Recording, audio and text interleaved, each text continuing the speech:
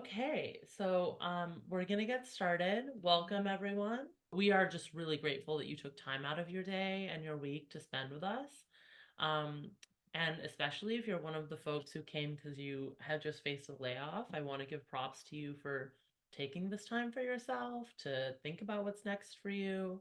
The goal of this webinar is to offer guidance, resources, and framing for folks who have been laid off. We do center all of our work in BIPOC and other underrepresented communities. So everyone is absolutely welcome here, but know that that is the framing with which we approach the conversation. I'm going to introduce our amazing panelists. We have Leonor Ayala Polley, who is URL Media's Chief of Business Development and Partnerships, and a wonderful boss, if I say so myself. Um, she leads URL's inclusive talent development arm and is a longtime journalist who joined URL from NBC News, where she led the network's diversity and inclusion programs while co-producing award-winning programs. She co-founded NBCU Academy, the NBCU News Group's flagship training program for college students and young professionals, and she most recently served as the creator and executive editor of NBCUacademy.com, which is an open access journalism and media training website. We have Joanne Griffith, who is the Chief Content Officer for APM Studios, the podcast production division of American Public Media, where she has creative oversight of original and acquired podcasts. She is also the founder of Entitled Leaders, a conversation and coaching space for leaders of color in media. She was the founding managing editor of the California Newsroom, an NPR regional news hub, and was lead producer for the ESPN 30 for 30 podcast, The King of Crenshaw. She's also led teams at Marketplace, Southern California Public Radio, and BBC. Phoebe Gavin, who, if you've been to our sessions before, you may recognize. She's a career and leadership coach and the founder of Better with Phoebe, where she works with clients to build radical clarity, design custom career growth plans, and leverage effective and sustainable tactics so they can navigate the fast-paced and ever-changing labor market without burning out or losing their soul. We love it. She's previously served as the executive editor of talent and development at Vox and as editorial director of Quartz. And last, I'm Sonali Kohli. I'm moderating today. I'm a senior recruiter at URL. I spent a decade in journalism, mostly at the Los Angeles Times, covering education and breaking news. And I took a buyout in 2021, spent a year freelancing as an editor, recruiter, and book author before joining URL full-time in 2022. My young adult nonfiction book, Don't Wait, publishes June 4th, so pre-order it. So thank you. So questions for all the panelists to start. You've been laid off. How do you find a job or a way to get the income you need, right? Because that doesn't necessarily look the way we think of a job. How do you find a job or a way to get income you need after a layoff? What is your just number one biggest piece of advice people should leave with today? Lenore, let's start with you. Yeah, I would say lean into your network. That is my number one piece of advice. All too often, and I've been guilty of this because I just didn't have really great role models when I started my career, in terms of using a network or understanding what that really meant or how to do it effectively. So I had to learn through lots of bumps in the road and reaching out to people and letting them know where you are is absolutely okay. And I had trouble with that, like breaking through that sort of mental barrier of feeling shame or embarrassed that I was in this situation. I found that once I got through that, people were in my network were actually really, really happy to help me. So understanding that it's okay to ask for help. So I would say use your network and remember it's okay to ask for help. And one of the things that Mitra, my childhood friend, taught me is that you always offer to help too, right? So that was something that I learned much later in life. I always did it sort of organically, but being more intentional about saying, well, how can I help you? Is there something I can help you with? Is just always nice to ask, even if the answer is like, no, not right now. But just, that reciprocity is always, I think, welcome. I love that. Joanne? Yeah, hi everybody, and thanks for the invite. This is such a necessary, sadly necessary conversation. So thanks for putting this together. Plus one to everything that Lenore said. I would also add though, take a beat. It is one of the hardest things that you will ever go through, being laid off, and so make sure that you're extending kindness to yourself before you kind of hit the streets trying to find another job. Like, economics, what they are, like we live in the real world, like bills are due, rent has to be paid, all of those things. But even if it's just a couple of days just to acknowledge the hurt of what you have just gone through, then once you get through that, spending some time really thinking about what it is that you want to do. So reaching out to your network, having a sense of what's out there, what's available. But it's okay to also take a moment to think about, all right, what is it that I actually would like to do? And really kind of focus your energy on that too. It may actually be, sometimes a layoff can be, it doesn't feel like it in the moment, but sometimes it can be a gift to reset and reframe. Just because you've always been a journalist doesn't mean to say you have to stay a journalist, or just because you've always edited audio doesn't, like, you don't have to stay. It may also be an opportunity to think about how you pivot. So I think those are the two things that I would suggest, and take a look at your resume as well. Is it reflective of you? Have somebody else read over it for you as well, because I don't know about you all, but I know very often I am the worst at really selling myself and what I've done. So in the spirit of what Lenore said, kind of get some help, have someone look over your resume for you, um, to edit, but also to kind of be like, hey, actually, you did this thing or this thing or this thing, because sometimes it can be hard to do that for yourself. Thank you. And I will use this time to say I will read over any of your resumes. Email me. Phoebe, how do you, what is your biggest piece of advice? Well, I want to encourage everyone to take advantage of Sonali's offer because it's not just have someone look at your resume, but if you have access to someone with hiring experience to look at your resume, that's better than a random friend or a family member who may not have that experience. They may be able to look at it and find, typos or something, but they're not going to be able to occupy the mindset of someone who is evaluating a candidate if they don't actually have experience doing that. And so, to the extent that you're able, and all of you here are able to reach out to someone who is willing to offer that service to you and also has that hiring experience, make sure you do that.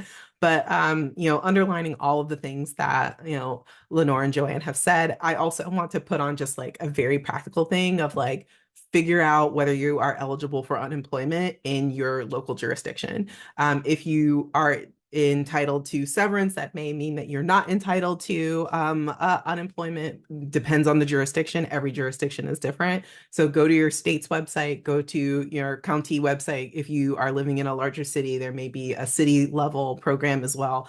Figure out what government programs are available for you, because someone, whether it was you or your employer, was paying into that program so that unemployed people would be able to have access to some sort of income. Depending on the jurisdiction, again, what kind of programs are available, there may also be some services available to you for it that are for outplacement or job support, or those sorts of things may also be available to you. So take advantage of them. There's no shame in doing so. They exist for these situations. And so do a Google, figure out what's available, and use what is available to you. Absolutely. Thank you. Um, so Joanne, kind of piggybacking off of that, Joanne, can you talk to us a little bit about what to do when you're notified of a layoff in terms of kind of handling your finances? What do you, particularly if they've given you a time frame before your last day, right? What can you ask for? What do you look for in your severance package? Can you negotiate it? Give us some guidance on that. Yeah, so when you get that notification from HR, make sure that you are in a space to be able to sit and really digest what is being told to you. Make sure that you're getting those materials in writing so that you can digest in your own time. Most places will not expect you to sign a severance package like day of, you will usually have, even if it's 24 hours, to look over everything to make sure that you are happy with signing it. Some places will have things like a non-disparagement kind of document. Like, there's all of these things, so just make sure that you give yourself time to read through everything and be really clear on what you are being offered. It has to be clear for you. So some places might give you a week for every year that you've been there, 2 weeks for every week that you've been there, for every year that you've been there. It may be some other kind of buyout situation, but just read it and make sure that you understand it. If you don't understand it, continue to ask questions until you do. In addition to, and I think Phoebe had kind of alluded to this too, like, ask for what other things may be available to you. So as you said, kind of outplacement services. Ask if there is any extensions that you can get on healthcare, for example. Some places, if your end date is, say, the first of the month, for example, you may actually get another month of healthcare just by kind of changing your date just slightly. So be clear on whether you're able to do that before you then start looking at COBRA or any other ways to kind of have health insurance coverage. And then some places, your severance can be negotiable. They may say, the actual package itself isn't, but it may be, was there a big project that you were working on just before you ended? Is there some other way that the company is financially benefiting from the work that you have done? There can be additional bonuses that you may be able to get on top of your severance package. And also, finally, make sure that you check and see if you are eligible to get any vacation that you have not taken. Should be, and it's not everywhere, but double check and see if you actually get to keep those days and be cashed out for those days. Some places will do sick leave as well. Many places, in my experience, don't. But your PTO days, any that you haven't used, you should be able to cash those out. So those are the kind of things that I would start with. Also, as well, check if there is any kind of employee assistance program that may help with kind of mental health services or anything like that. So just really think about what it is that you will need, both professionally, personally, how you're going to feed yourself and those kind of things, and ask for everything. The worst that can happen is that they can say no, but if you don't raise it or don't flag it, then a lot of places will be like, this is the package, sign it. I think something else that's important to say is that if you for any reason feel like, hang on a second, my being laid off is not fair or just, or you feel like your layoff is being used in a way to kind of shuffle you out, that isn't just about a reduction in force, you don't actually have to sign your severance package. Now, what it means is that you won't get the money, but it does leave the pathway open if you want to look at some other legal recourse. That is a pathway to be considered seriously, because that's something that can kind of stretch out over many months and many years. But if you have any questions about that, you should, don't feel that you have to sign what's in front of you, if you have questions or concerns about the reasons why you're being laid off. And just really quickly too, Joanne mentioned using an employee assistance program if one is available. Many employee assistance programs, or EAPs, also include some sort of legal services. And so that could be an option. What the turnaround is going to look like in that situation, we don't know.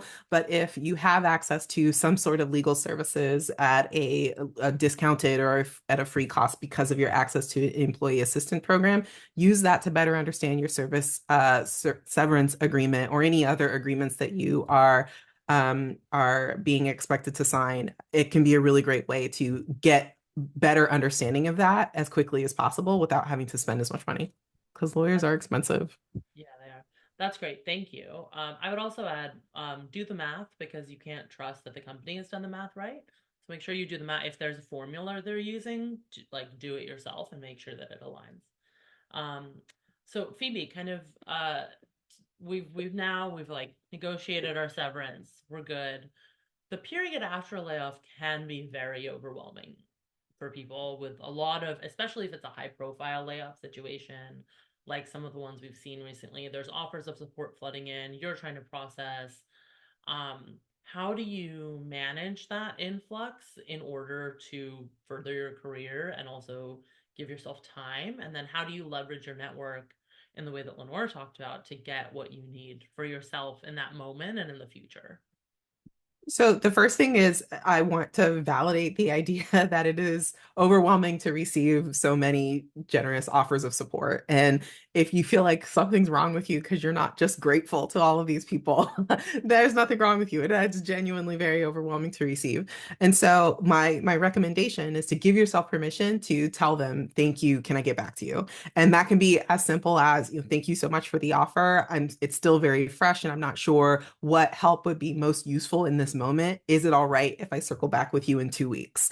And then once you get that acknowledgement, then you have full consent and everyone is mutually informed that in 2 weeks you're going to send them a note. And that note doesn't have to have a specific list of things that you are requesting. It could just be, thank you again for your offer.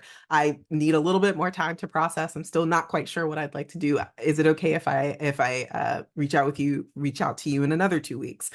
Give yourself the space to triage for yourself where you feel like the help is going to be most helpful, and to space it out so that you have the energy to show up to those conversations in a way that's going to be productive for you. And the folks who are reaching out are choosing of their own volition to offer their time, their resources, their connections, their energy, and accept that from them. They want to be helpful, and you accepting that help from them at a time that makes sense for you, or you have the energy for it and you feel like you know where to direct it, you're doing something for them too. We are communal creatures, humans like helping. And so just by giving them the opportunity to support you, you're doing something for them too. And so don't feel like you have to, that you're, putting a bunch of debts on the other side of the column because you're accepting help from folks.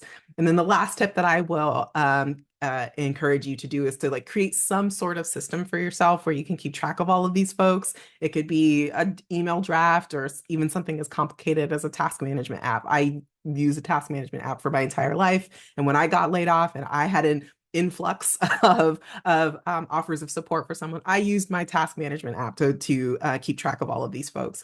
Take the pressure off of your brain, which is already going in overdrive because of how intense the emotions are around this. Outsource that tracking process to something that works for you, whether it's a journal, a spreadsheet, a Google Doc, an email draft, a task management app. It doesn't matter what it is. It matters that it works for you and that it takes pressure off of your brain. Amazing. Thank you.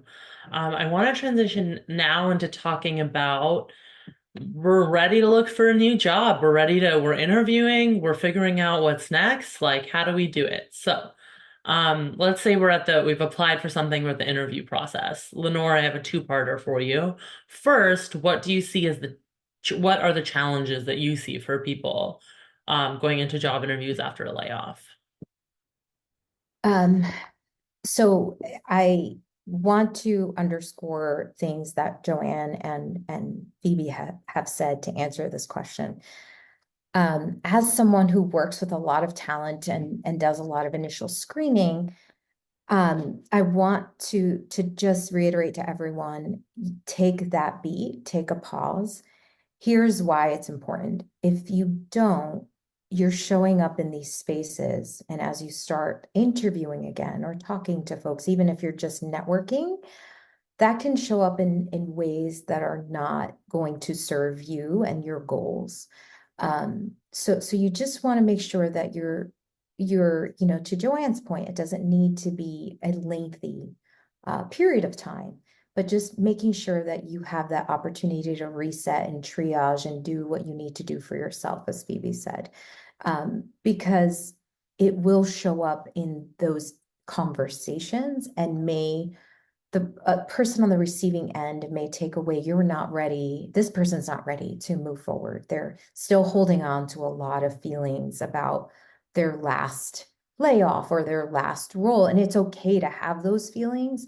I've just seen that in certain conversations I've had, that shows up. And for me, it's for when candidates are talking to me, it's quite okay. And I will coach them on how to present during an interview. There are just ways to talk about those experiences and layoffs, which I know we're going to get into in a little bit, that are just more will serve your goals at the end of the day. So, I hope that makes sense. I do think it's important before you hit the ground running and going and seeking opportunities, that you have your career narrative solid. You've thought about, this experience has brought you here, and you're connecting all the dots and telling a story, the beginning, middle, end, in a way that's moving your story forward. And as journalists, we understand that, right? So that's how you should really think about your career narrative and your story. Phoebe, I think you wanted to jump in here with something. Oh, I just put in the chat that something can be Okay. true and unhelpful at the same time. You can Yeah. have your big feelings, and your Yes. big feelings can be true and valid, and also not necessarily serve you in a particular networking or interview conversation. Right, right. Yeah, definitely. And that's what friends and family and therapists and support groups are for. And like definitely find those spaces. This is all great. Let's get into Before I just have one more thing, if I could. One more thing that I would recommend you avoiding spending too much time on in interviews and informational interviews, networking conversations, even if you're asked about it, is like spilling tea. And the big reason is not because like talking about what's happening in the industry is bad, or because having that moment of catharsis is bad, but because those conversations are business meetings. Like, you are trying to spend that time conveying to the person on the other side of that conversation how great you are, and like how terrible your boss was, and how you can't believe what's happening in the industry, and I can't, this is my third layoff. Like, all of that sort of gossipy stuff it doesn't do the job of helping them understand how great you are. It might be entertaining, it might be cathartic, it might be enjoyable for both of you to just sort of talk about it a little bit, but it doesn't help you get the job. And so stay in business mode when you're in those conversations. yeah, definitely. Joanne, anything to add about the challenges that you see from folks in interviews? No, Phoebe really hit the nail on the head. That's exactly what I was going to say. Just kind of show up as your best self, save all the other stuff for the group chat, for friends, for family. And the thing is, like, if you're applying for another job in media, everyone is very aware of what is happening. But your job now is actually kind of selling yourself and being like, I am great and you need me on your team. And everything else kind of, really should kind of be a little bit of a backseat in that moment where you are having a conversation. So yeah, 1,000% agree with everything that Phoebe said. Right. Yeah, and I'll add one more thing. If you find yourself in a headspace right before you're having one of these conversations where you're not feeling like your best self, I would say it's better to almost postpone or reschedule. Because I have had conversations with folks that feel like, oh, I have this set time, and even as the first, in a vetting process, I still am taking away things about where you are in that conversation. And, I'm determining whether you're moving to the next step or not. So even as the first line of defense, if you will, you always want to present your best. So I would say take that beat too. And it's okay to reschedule if you're not feeling up to the conversation, or that you're going to give your best at that point. So just make sure you know where you are right before those conversations. It's really important. Yeah, I always tell people like do something nice for yourself before, so you're kind of in a little bit of a good headspace, at least for the next, hour. So let's get into the interview itself. Leonor, you talk a lot about crafting a career narrative and kind of your interview, your like 90-second interview pitch. How do you do that? How long should it be? How do you put your experience into such a short amount of time? What is the goal of it? So I will say I'm constantly working on this. So I see it as an evolving process, right? You practice it a lot. I would say lean on your friends in the business that are willing to help you. This is where you start, calling on people and saying, "Hey, here's how I'm talking about my experience. How does this resonate with you? What can I edit? What can I change?" It's always helpful to record yourself as you're trying to package your 90-second sell. But in big picture, thinking about your career narrative, it's really important to think about where you've been and why, and where you're going, and having some clarity around that. And it's not to say that there can't be any question marks for you about where you're going. But in those moments where you're asking someone for help, let's say it's that networking conversation, you want to make sure that you know what you're asking them for. Showing up and saying, well, I don't know, you tell me, what do you have? That's just not helpful or productive for you or for the person that's offered to help you. And I have been in conversations like that many times, and I've been guilty of being that person really early on in my career, just showing up and saying, I don't really know what I want to get out of this conversation. So make sure you do your homework on that person and how they can possibly help you. So in building your career narrative, you want to think about that beginning, middle, and where you are now, because it's not the end, right? But you want to think about where you are present day and where you'd like to land, what kinds of opportunities. Think about your transferable skills. And it's always helpful, I find, to talk to someone else in the business. And another thing you and I, Sonali, that we talk about is looking at LinkedIn for that job that you think you want, and looking at the job descriptions and finding like key words and terms and sort of overlaying that with your resume will help you develop that story. You know, I did a lot of these chats with my good friend Richard Louie, and you know, a lot of his advice is that preparation is key. And that could, you know, even though you think you know your story, preparing and kind of rehearsing a little bit of that story, either on video to yourself or in a recording, is always helpful. Playing it back to yourself. So, you know, I just did this with my sister too. She was like looking for a long time, and she just landed a job. But we did a lot of preparation. I also did mock interviews with her. So if there's someone that in your network that can really help push you to really make your story concise, that's, you know, I would lean on those folks too. So I don't know Awesome. if you and Joanne have anything to add to that. I was gonna say, Phoebe or Joanne, do you have anything to add about kind of going into an interview? You know, any big picture advice? I think just building on what Leonor said is examples, examples, examples, examples. You know, people will often use buzzwords like strategy and innovation, and there's nothing wrong with those words in and of themselves. But give me an example. Like, what did you do? How were you involved in a particular thing? What was the end result?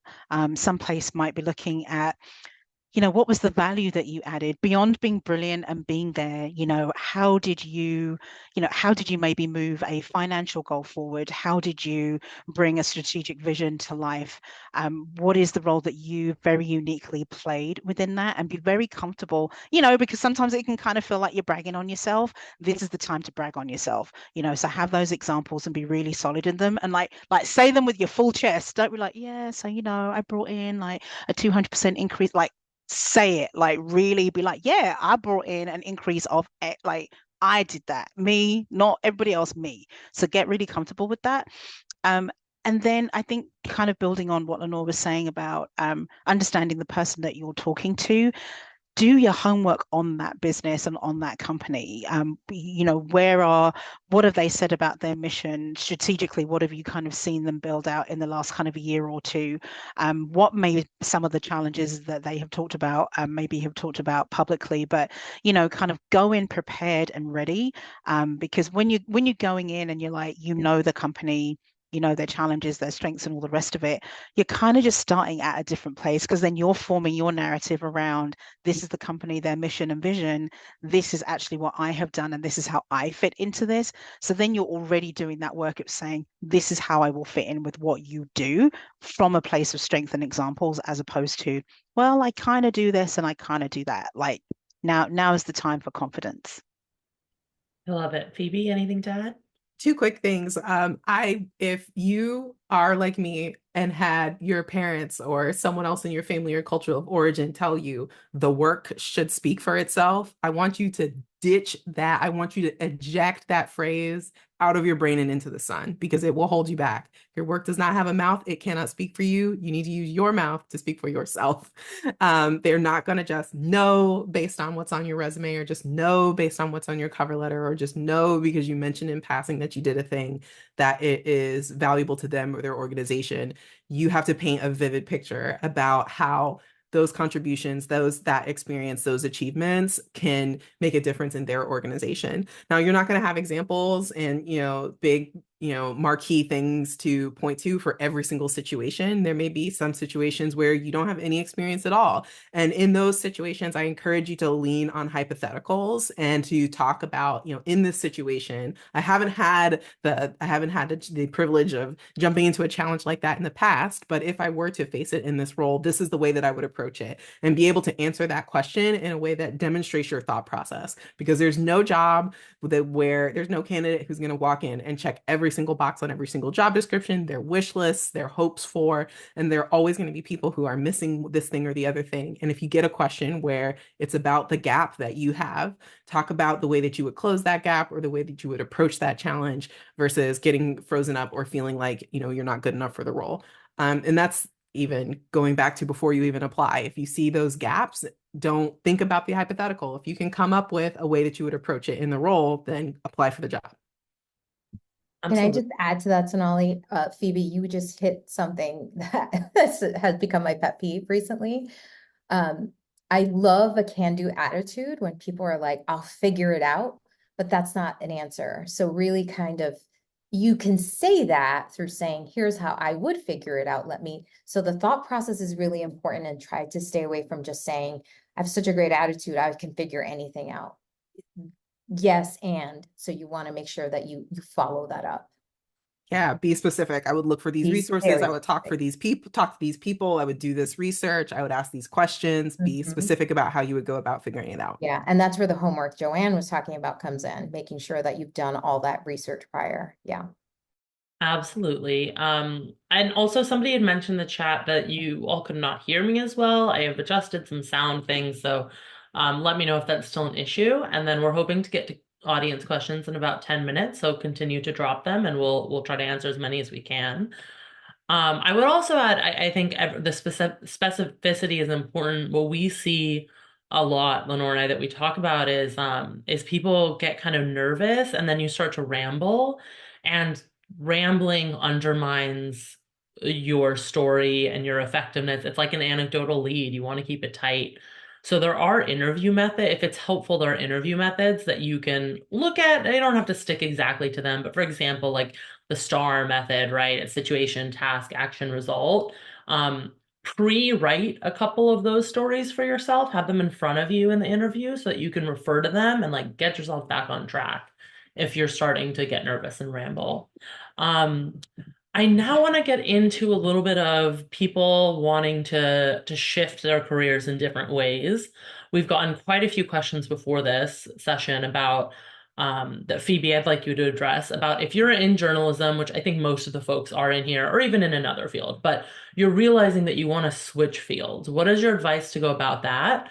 And what are some of the jobs that journalists can look for that we don't think of? I think there's a lot of people who think it's journalism or PR and there's nothing else. So tell us about some other options. Yeah, so it's totally okay for you to decide that the journalism chapter of your career has ended. It is totally okay. And so if you feel like you're in that place, there are sort of three very obvious, well-trodden paths that journalists use to transition into a new career. The first, that we all know, is PR and comms. Another one is marketing within the medium that you have experience with. And the other one is sort of data and research roles. And those can be in nonprofit environment, for-profit environment, academic environment, but data and research are fields that are very attractive and transferable for reporters and other types of journalists who spend a bunch of time learning about something so that they can distill it into what the general public or their particular audience needs to know. And so those are the three most obvious. But if none of those three feel particularly appealing to you, first, I encourage you to not go off of your assumptions about what those roles or those sorts of industries are. Journalists as a career coach, I work with a lot of journalists who come in with a lot of preconceived notions about what those jobs are. And I don't hate it. I think it's that I would encourage you to do some research first. And if you do the research and it still feels bad, then honor that. But if these don't feel right for you, then I encourage you to spend some time in the blue sky, get romantic, be unreasonable about what you'd like to spend your time doing, and then go a layer deeper. If your dream job would be traveling around the world, what does travel mean? Is that novelty? Is that learning new things? Is that being exposed to new people? Is that moving around a lot? Like, what does that actually mean? And often those one level down concepts can turn into criteria that you can use to evaluate the kinds of opportunities that are out there. I think the industry can be very insular, and you can forget that there's an entire rest of the economy out there, even though many of us cover it. And there are lots and lots and lots of opportunities out there. And if you know what the criteria are for you, for what you want to experience out of work and how you want work to sit in your life, you can use those concepts as criteria that will help you evaluate other options. And I encourage you not to do this in your head, or at least not to do it exclusively in your head. Talk to people, write things down. The more you have feedback from other folks, especially folks who have, diverse work experiences outside of the industry, and the more you do it on paper, the more clear you will get versus going in circles. That's great. Go ahead, Joanne, anything to add? Yeah, no, just to add to that, one of the words that Phoebe said is experience. And someone said that to me very recently, was kind of just really thinking about what is the experience that you want to have at work. Sometimes it can be, we'll get kind of caught up in, oh, well, my job title needs to be X, but it's really like, what is the experience that you may want to have at work? The other thing too, like, don't be shy about using AI, kind of putting in some kind of keywords of real things that you have either enjoyed in your job or you're particularly good at, things that have really surfaced for you in your career, putting those in and kind of seeing what job titles may come back. Some of it you may be like, no, that's not it. But there may just be some things in there that might surprise you, that might just, as Phoebe said, just kind of helping you get to that next layer of let me explore this. And then put your journalism hat on, do your reporting, talk with people, do your research, go and see if you can spend a day with someone doing something. The internet is vast. Look at things like Masterclass, for example, there's free trials and all the rest of it all the time, but really try and immerse yourself in what is out there in this world beyond journalism. It feels like a scary place, right? Because we're all like storytellers at heart, but there are a lot of different ways that you can approach it. But, use AI, talk with people, do your reporting would be the things. Think about the experience that you want. That's amazing. If you don't already, for our journalists in the audience, join the LinkedIn for Journalists group and attend their next webinar on LinkedIn for Journalists. When you go through that webinar, they give you a free year of LinkedIn Premium, and that gives you access to LinkedIn Learning. And LinkedIn Learning is a massive e-learning repository. So if you're familiar with Skillshare, it's the same thing. And you would get access to that for free just by virtue of having that free year of LinkedIn Premium. If the timing doesn't work, or if you're not a journalist, I strongly recommend even just getting a month of it, because it has a lot of really great benefits for LinkedIn as a platform. But it also, of course, gives you access to that e-learning platform where they cover a lot of different skills and across a lot of different industries, and can be a really great way for you to get a taste as to whether something would be interesting to you or not. That's great. Thank you. Leonor, go ahead. Yeah, I just wanted to expand on what Joanne was saying about putting your reporter hat on if you're looking to pivot or exploring other roles outside of journalism. One thing that has been helpful for folks I've worked with and I've seen actually, the results of using LinkedIn, yes, as if you can do that workshopping at the repository, that's a wonderful tool, but also looking at your LinkedIn and saying, who do I know? Looking at those connections and then asking your connections to, hey, you're connected to this person who's a marketing manager, and I really just want to understand marketing and make sure that I have the transferable skills. And, I have found that when you reach out to people, they're happy to connect you to other people in their network, as long as you have an ask, right? And you're very clear about what your asks are. And that's the homework piece, making sure that you have very pointed questions and that you're going in with curiosity is very fruitful, and just sort of ruling out okay, not marketing, maybe comms, and here, you keep asking folks. And you'd be surprised at how many folks are willing to open their network up to you. And it's those like other connections that might actually land you a job. That's great. Thank you. And Phoebe added in the chat, always ask, is there anyone else you think I should speak to? Very journalist, very good advice. Um, anything I didn't ask, anything else, anyone else I should talk to? So this is all fantastic. I would also add, when you're looking for your next role, look in the in-betweens, right? Like I didn't know that recruiting for journalism was an option because as a woman of color, I had not like met with a recruiter. It's not like there's a specific population that gets that. It's not me. But I did, and I was like, wow, that's so cool. I love it, right? And so there's a lot of different things that you can do. You can write a book. You can also edit books. You can copy edit books. You can be a sensitivity reader for books. There's all of these different things that are really interesting. And if you make a list of the skills that you have, and then I had never thought of using AI to come up with job titles. Love that, Joanne.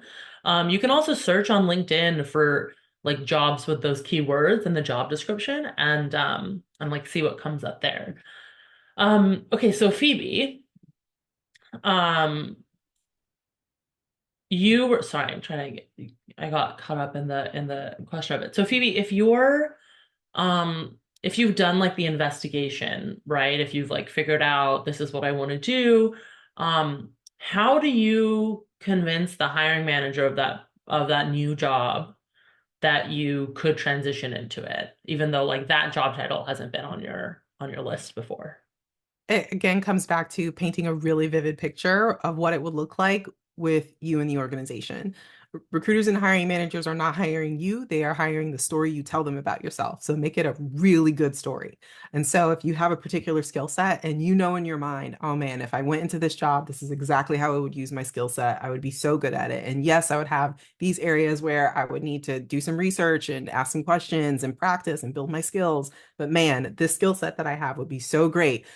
Tell the story. Tell the story of how it is such a huge advantage that you have a ton of writing experience, but specifically writing stories that grab people's attention and pull them through a narrative to where they want to engage with the characters. And that makes you the subjects of your story. And that makes you a really good copywriter because it's not going to be boring marketing copy. It's going to be a story that customers want to read that's ultimately going to get them to buy the product. That is great. That is a vivid picture that the recruiter or the hiring manager would be able to imagine in their mind. Oh yeah, it would be so wonderful if our marketing copy wasn't so flat that it really felt like a story and people wanted to stick with it and read it. That would be great. We should hire this person, even though he, she, they doesn't have the marketing experience that we normally would think of for this role. This might be better. The vivid picture is the thing that makes you get over the hump with that. Thank you. Joanne, I have a question for you. So a lot of people we've heard from are kind of, they got laid off as reporters, right? And now, but they want to move into leadership positions, into leadership roles. Many have potentially managed up, right, or managed across, but they have not held a title of a leadership role. So if someone's been laid off from a reporter position and editing is your goal, what's your advice to make that shift? Be sure that you want to do that. You know, often when folks are like, I want to be in leadership, I want to be an editor, it can be, and there's nothing wrong with this, but it can be attached to really, I want to earn more money. And often earning more money is seen as I need to get a promotion and go into leadership to be able to do that. So have a really honest conversation with yourself about, is this about earning more money, which we're very pro that, or is it truly that you are interested in being a manager, a coach, and working with people to be their best selves and kind of tell the best stories, because there is a difference. If you and if the thing is I want to earn more money, then that's a whole other conversation, and we should have conversations about how you can pursue that. If it is that you do want to transfer into editing and into management, really kind of go back and look at your work, because people don't decide that they want to be in leadership overnight. And if you're someone who has a heart for leadership and a heart for management, there will be things that you will have done in your work just as a consequence of who you are. So, for example, are you always the one who's been working with the interns or the fellowships, folks who are coming through the door? Are you the person who is like low-key figuring out an onboarding plan for them because nobody else has actually done that? Have you sat and taken an interest in their work and maybe said, oh, hey, here's how you can shape this story? Have you let people shadow you? All of those things are actually leadership. They just don't have the official title that's attached to them. So really kind of go back and look at your career and how you have shown up for others. And you will probably find that there's a lot of leadership experience in there. The other thing too, and Sonali, you kind of said it about kind of like the in-between. If you want to be an editor, go and edit. You know, it could be everything from resumes, it could be people's stories, it could be volunteering for programs. And there's this amazing program called Next Gen for people who want to get into audio and public media. You know, find those opportunities to be able to kind of build that bank of experience. You will really recognize if it's something that you really want to do, especially kind of going from reporting to editing. You know, it's you take more of a back seat. You know, it's not your byline on there. It's never reported by and edited by. It's kind of like, it's just the reporter's name. So kind of just really getting an understanding of like, am I okay with that before you really decide to pursue it? And there are just so many ways that you can do that. But just be honest with yourself about it. If you want more money, we can help you do that. I absolutely have to underline Joanne's point about there being, if you have the heart for leadership, you will find ways to lead in any role that you're in. And so I'd encourage you to broaden your vocabulary around leadership. Like, we think of leadership as being in charge of something, but leadership can often be coaching, where you're teaching someone how to do something or helping them through a challenge. And that's something that you can do with your peers. That's something that you can do with interns. That's something that you can do with folks across the newsroom if you have skills to convey. And so if you have coaching experience, that works. That's leadership. If you have project management experience, that's leadership. If you have mentorship experience, that's leadership. And so those are all opportunities for you to, again, paint that vivid picture that you are ready for leadership, and that moving into a leadership role would be a good fit for you. Another really important thing is to do your research. It's like, read a book. There are so many leadership books out there that really help you understand the good and the bad and the ugly about leadership, and what kinds of leadership approaches help you get the best, not necessarily the most, but the best out of your team. And if you pair that knowledge, that sort of self-education about leadership, with the leadership coaching, mentoring, and project management experience you've had in your career so far, that paints a really vivid picture. Plus one to what Joanne and Phoebe say about leadership, absolutely. I would also say, if you are working at a nonprofit or you're doing some volunteer work, just thinking about how to position that as leadership too, because it is hard for people in, employers to stretch and think like, well, you haven't had that title and you haven't managed teams before. How is this going to work? And it's harder mentally to overcome that for someone like an employer, even if you're painting that vivid picture. So paint the vivid picture of what you would do, how you would do it, all the mentorship that you've done at work. But if you can point to also something in your personal life, like volunteer work you've done, where you've led teams, or you've led the charge on like a hygiene drive, or some other place where you've been able to rally a bunch of disparate groups to the same cause, like that's another way to paint a vivid picture of your leadership. And that kind of pushes the envelope for the employer to think a little bit, this person can not just in the workplace rally people, but they're also inspiring people outside of the workplace. I think that's, an okay line to draw when you're talking about your leadership experiences too. So I want to give you the permission to think outside of work. I love that. Thank you. I have one last question for me before we get into audience questions. A lot of people, sometimes by choice, some forced into it by layoffs, are now finding themselves to be freelancers. So I'd love to end, before we get to the audience questions, with just from each of you one big piece of advice to navigate freelancing that nobody tells you. Mine is, don't do anything without a contract. You should have a contract.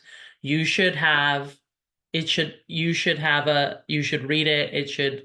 You should have like a sample contract that has the things, and it should say the date by which they have to pay you, and a penalty if they exceed that. That is my advice. Leonor, let's start with you. What's yours? I don't know if no one tells you this. I think we talk about this a lot, but worth just reiterating. It's feast or famine, right? So just know that it will ebb and flow. And you need to pound the pavement sometimes, and it gets exhausting. So, take a break when you need it. But just, it will be that for some time until you just really start gaining momentum. So just give yourself the time to get there. Anna, I answered your question in the Q&A. So if you pop over to the answered question, it's there. To answer this question, I encourage you to not think of yourself as a freelancer, but to think of yourself as a small business. You are not just a person freelancing, you are a business. You need to think about yourself as a business and bring that professionalism to the way that you treat yourself as a boss and the way that you expect to be treated by the folks who are engaging your services as a business. And so I work with a lot of freelancers who are trying to make that adjustment. And when you get there, it gives you so much more confidence to to negotiate with the folks that you are engaging with, and also to think a little bit differently about your revenue streams. If the entirety of your revenue stream as a service provider, as a business providing content services, journalism services to organizations, if the only thing you're doing is big sprawling investigations, that is a very vulnerable business. But if you have diverse streams of income where you are bringing in freelance work that do lots of different things, it's more likely that your income is going to be a bit more stable. And also sometimes that stuff that's not as exciting can be a bit more lucrative and make more space for the things that are exciting and do really light your fire.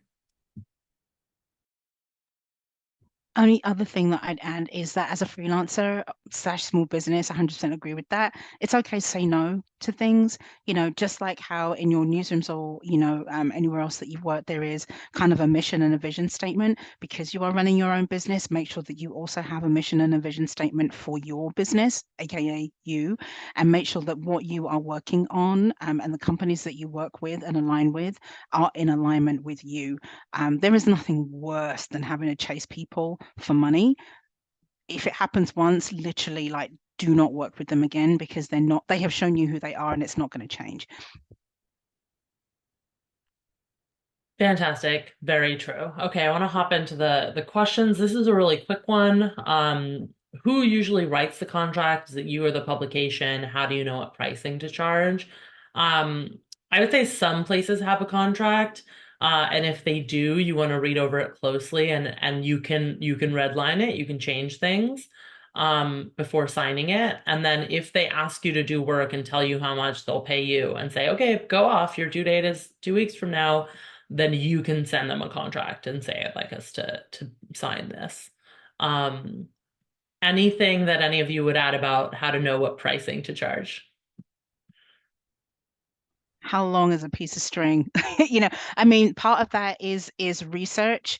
I think quite often a lot of us, maybe women, folks of color, other marginalized communities, will undercharge for things. So whatever number you come up with, just add like 20%, just to kind of get in the habit of being okay with negotiating what you are worth. Remember, when you're freelancing and you're a small business, whatever fee you are charging, it's not just for the piece that you're doing. You also are having to cover your company overheads, your internet, your laptop, gas in your car if you're driving anywhere for a story, your health insurance, all of those things. So make sure, usually for salary and benefits, you're adding like an additional 30% for benefits. So just make sure in whatever you're charging that you are adding on, you're going to have to save a little bit to pay Uncle Sam and all of those things. So like, don't make it so bare bones that you're not actually making any money, because everything's going to go to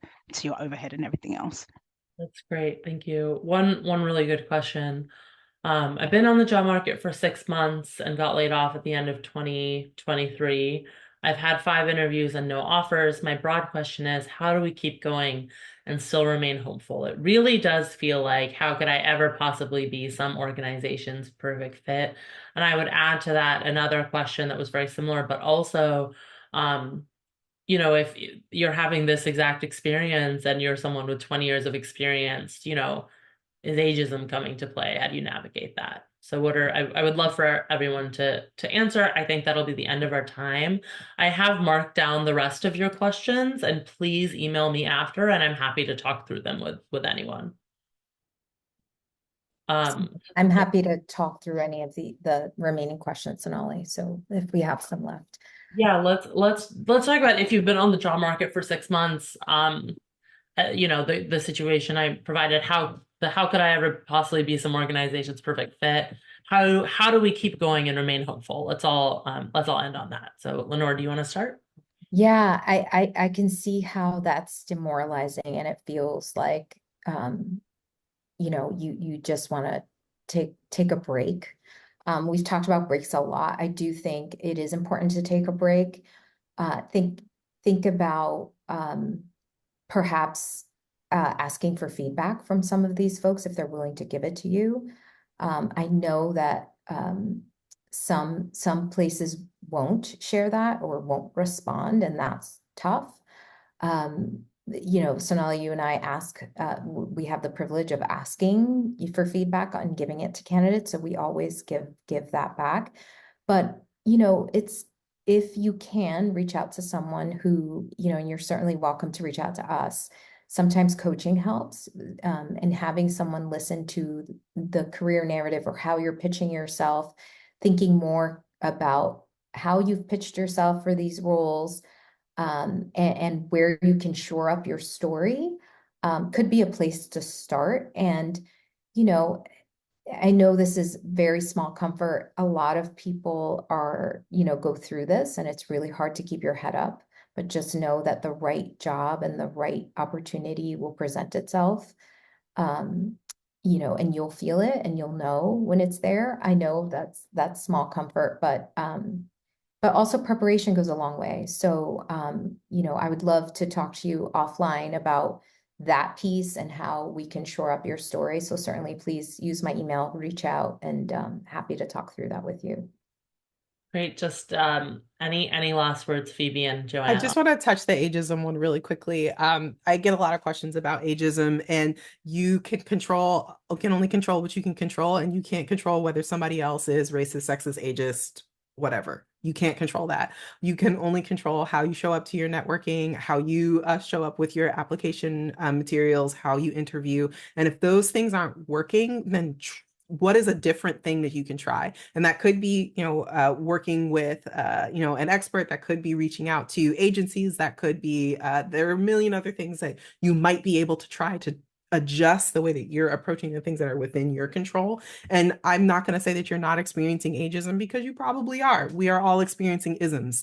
But that is not something that you can control. And so when you're focused on that as being the reason why things aren't working out, you are setting all of your power and putting it on the shelf. And I want you to hold on to your power and explore the areas where you can adjust the things that are within your control.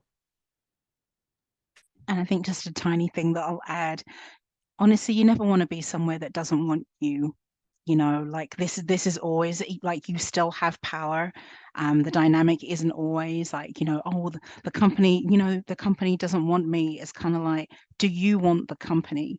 So kind of remember that too. If they don't want you, it's okay. Like, it hurts, got to acknowledge that, but dust yourself off and find the place that you want to be at, because it's not just about them wanting you. I think that's a perfect note to end on. Thank you all for being here. We appreciate you. We hope that we see you in our inboxes. And Phoebe, Joanne, and Leonor, thank you so much for your time and your expertise and sharing it. All right. Thank you. Yes, this was recorded. It will be on our YouTube channel in the coming week or so. All right. Farewell.